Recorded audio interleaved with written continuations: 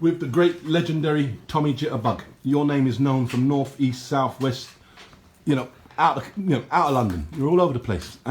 You're born in 1949. I mean, that always surprised me because I never realised that you were that old.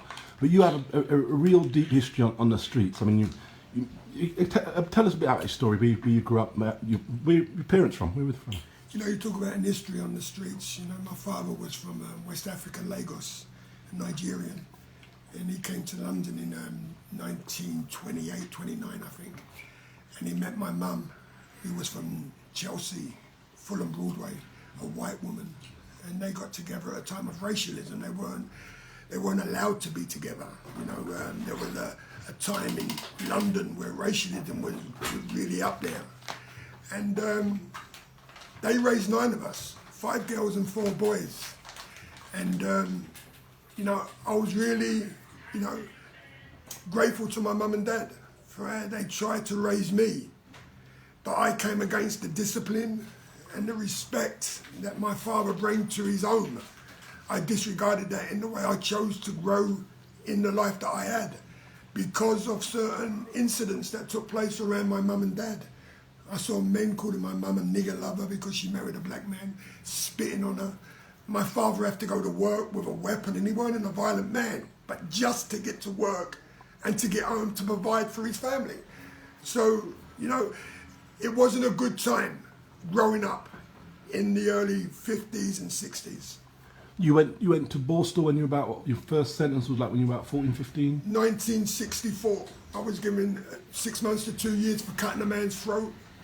I robbed him in a place called Cable Street. It was like the West End in the 60s. There was gambling houses, nightclubs, pubs, prostitutes. Seamen would come to that place to get a drink, to gamble their money away, and to meet a prostitute. And then when you came out of jail, you ended up in the West End. I came out of jail, my lifestyle had totally gone in a different direction from when I got the 6 months to 2 years. I met other criminals in Borstal, a higher ranking than who I was, but I got established in prison by having fights, defending myself.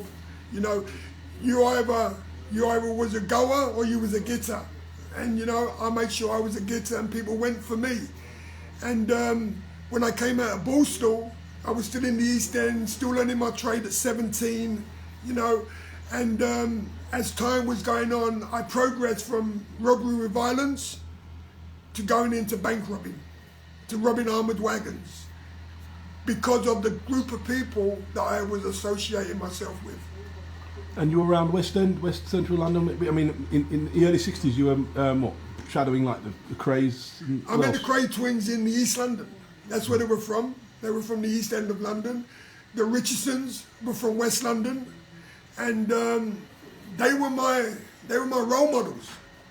Because they had everything. They had the money, they had the power, they had the respect, they had the nice clothes. They had all the women. Everyone respected them, and that's what I categorized myself with. That I was going to be like them one day.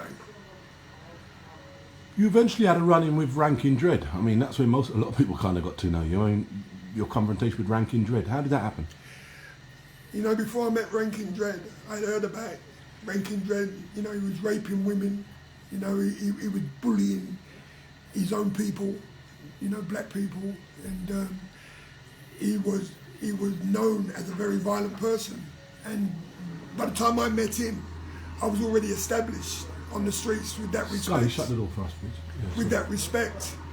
And someone told me about him, and I took my brother out on his birthday, on his 19th birthday, to a club called the Four Aces at Dalston. And we was partying, and someone came and told me that the guy had my brother around the throat and was going to cut him. And when I got to him, I realised it was Rankin Dread. And that's how I got into a confrontation with him. I grabbed him by his locks and pulled him back, and I hit him, and then I grabbed his hand where he had the knife, and I held him down, and eventually I got the knife from him, and I was going to stab him in the throat, but my friend told me not to. He said, let's just go. So what I done, I scalped him, I took some of his locks with me when I cut him, and it just turned out that it went into a full-scale war between Yardies and me and my friends. What was the outcome of that? We won. We won.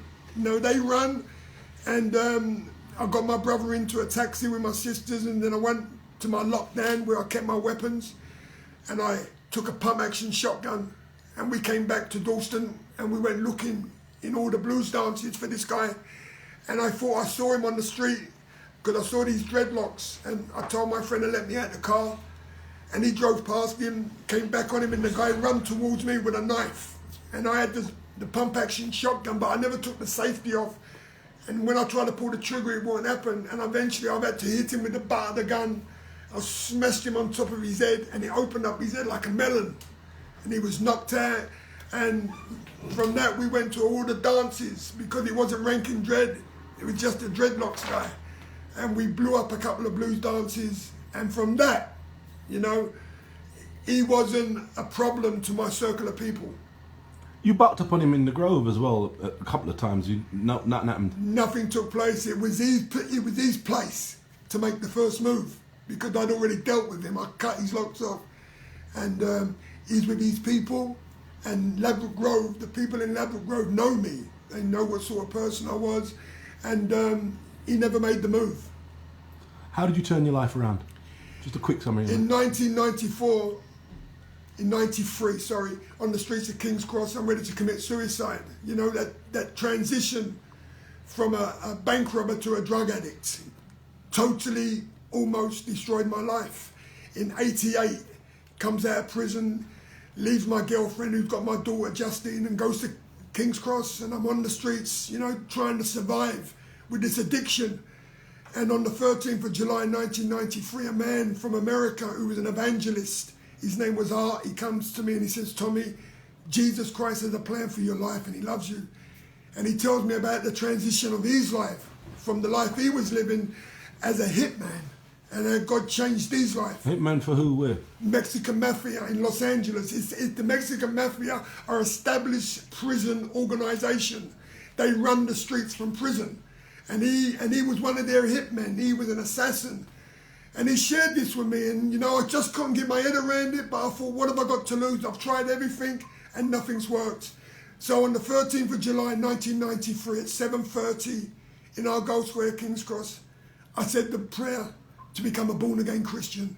I received Jesus into my life. They took me to a place called the Lighthouse, a recovery, no medication, they said. All you need is Jesus in the morning and Jesus at night. They prayed for me.